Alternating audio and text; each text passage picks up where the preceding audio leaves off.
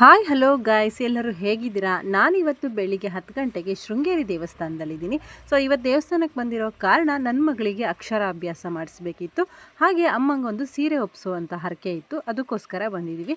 ಅಕ್ಷರಾಭ್ಯಾಸ ಏನೋ ತುಂಬ ಚೆನ್ನಾಗೇ ಆಯಿತು. ಆಮೇಲೆ ನಾನು ಕ್ಯೂನಲ್ಲಿ ನಿಂತ್ಕೊಂಡು ಗರ್ಭಗುಡಿ ಹತ್ತಿರಕ್ಕೆ ಹೋಗಿ ನಾನು ಹೀಗೆ ಅಮ್ಮಂಗೆ ಸೀರೆ ಒಪ್ಪಿಸ್ಬೇಕು ಅಂತ ಹೇಳಿದರೆ ಹೊರಗಡೆ ಕೌಂಟ್ರಲ್ಲಿ ಬಿಲ್ ಮಾಡಿಸ್ಕೊಬರ್ಬೇಕು ಅಂತ ಹೇಳೋದಾ. ಸೊ ಕ್ಯೂನಲ್ಲಿ ನಿಂತು ಹೋಗಿದ್ದು ವೇಸ್ಟ್ ಆಯಿತು. ಯಾರಾದರೂ ಅಮ್ಮಂಗೆ ಸೀರೆ ಕೊಡೋರಿದ್ದರೆ ಮೊದಲೇ ಹೊರಗಡೆ ಕೌಂಟ್ರಲ್ಲಿ ಬಿಲ್ ಮಾಡಿಸ್ಕೊಂಡು ಹೋಗಿ, ಆವಾಗ ನಿಮಗೆ ಈಸಿ ಆಗುತ್ತೆ. ಅದು ಬಿಟ್ಟು ಪೂಜೆ ಎಲ್ಲ ತುಂಬ ಚೆನ್ನಾಗಾಯ್ತು. ಇನ್ನು ಹೊರಗಡೆ ಬಂದು ಐರಾವತ ಹತ್ರ ಮಕ್ಕಳಿಗೆ ಆಶೀರ್ವಾದ ಮಾಡಿಸೋಣ ಅಂತ ಕರ್ಕೊಂಡೋದೆ. ಸೊ ಮಕ್ಕಳು ತುಂಬ ಹೆದರ್ತಾ ಇದ್ರು. ಅದು ಆಶೀರ್ವಾದ ಮಾಡುವಾಗ ನಾನು ಕೂಡ ಹೆದರ್ಕೊಂಡೆ.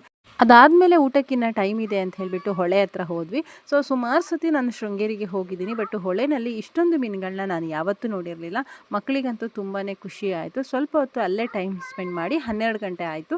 12:15 ಅಲ್ಲಿ ಊಟ ಸ್ಟಾರ್ಟ್ ಆಗುತ್ತೆ. ಸೊ ಹೋಗ್ಬಿಟ್ಟು ಪ್ರಸಾದನ ತಿನ್ಕೊಂಡ್ಬಿಟ್ಟು ಇನ್ನೂ ಟೈಮ್ ಉಳಿದಿದೆ ಅಂಥೇಳಿ ಹೊರನಾಡು ಕಡೆ ಹೊರಟ್ವಿ. ಹೊರನಾಡಿಗೆ ರೀಚ್ ಆಗ್ತಾ 2:30 ಆಗಿತ್ತು. ಸೊ ಪೂಜೆ ಎಲ್ಲ ಮುಗ್ದೋಗಿತ್ತು, ಬರೀ ದರ್ಶನ ಮಾತ್ರ ಇತ್ತು.